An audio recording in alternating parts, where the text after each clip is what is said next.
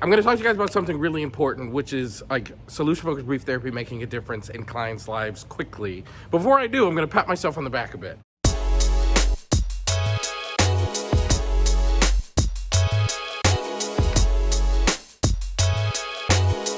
So on March 11th is when this COVID-19 stuff happened. It's been 2 months, and that's when I kind of went into lockdown, haven't really left my house.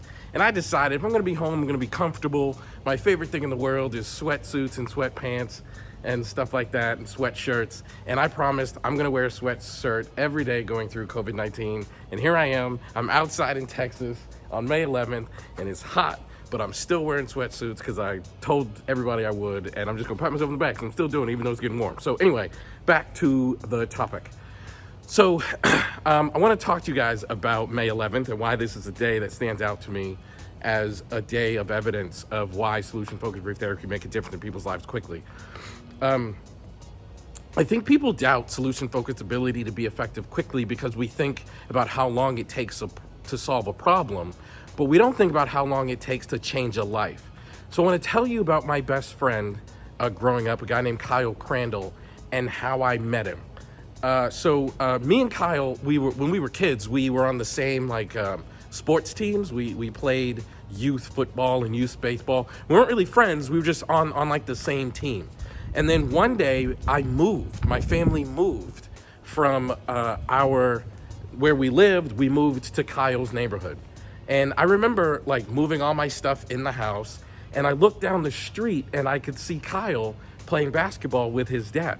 I was super excited about that. Like, oh, somebody my age, somebody that I know, I see him. So the next day I go to school, and it's the very last day of school.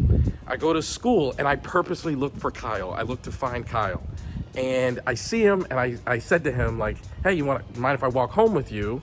We now live in the same neighborhood. And he did not believe me. He was like, no, you don't. So yeah, I do. So we walked home, and the whole time we're walking, probably about a 20-minute walk, whole time we're walking, Kyle is doubtful. You don't really live in my neighborhood. You're making this up. This is not true. Whole time we're walking. This is not true. You're making this up. This is not true. You're making this up.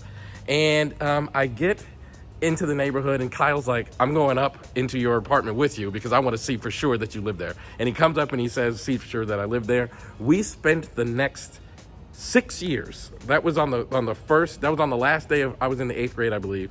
And we spent all of high school together. We were together. We went to different colleges, but when we were back at home, like, this was my guy until I moved to Texas, and then we stayed connected. I was in his wedding. He was in my wedding. He was my guy. He's my guy. He's my man. And I am close to his family. This is my brother. Like, Kyle is as close to me as a human being could be. And I sometimes think back, how would my life be different if I had not met Kyle? How would my life be different if I had not walked home with him on that day? Like, Kyle and I didn't drink alcohol all through high school because we didn't have to respond to peer pressure. Because I knew if somebody offered me alcohol, if I said no, I knew Kyle was saying no right with me. When people asked us to do bad things, we were aware. When we went through hard things, we were right there. Like, that's my guy. My life changed in that one moment. And I'm telling you, psychotherapy can be that one moment for your clients. So when we start thinking about how does solution-focused brief therapy work so quickly, it's not about solving a client's problem. It's about being that one moment that transfers their lives. Because our lives are made up of moments. There are lots of moments that have happened in my life that I couldn't imagine how my life would be without them. And meeting Kyle was one of them. So take that with y'all, man. Make sure you understand that this is not about solving problems. It's about making a difference, right? It's about being that thing for your clients. Now look, it is Kyle's birthday. Happy birthday, Kyle. May 11th. This is Kyle's birthday. Kyle, if you watch this video, I love you, bro. I can't wait to see you and your wonderful family again after we get through this COVID-19 thing. And by the way, if Kyle comments in the section, I want everybody to give him shit. Kyle sometimes needs a little bit of a razz. He needs a little bit of a But anyway, love you, bro.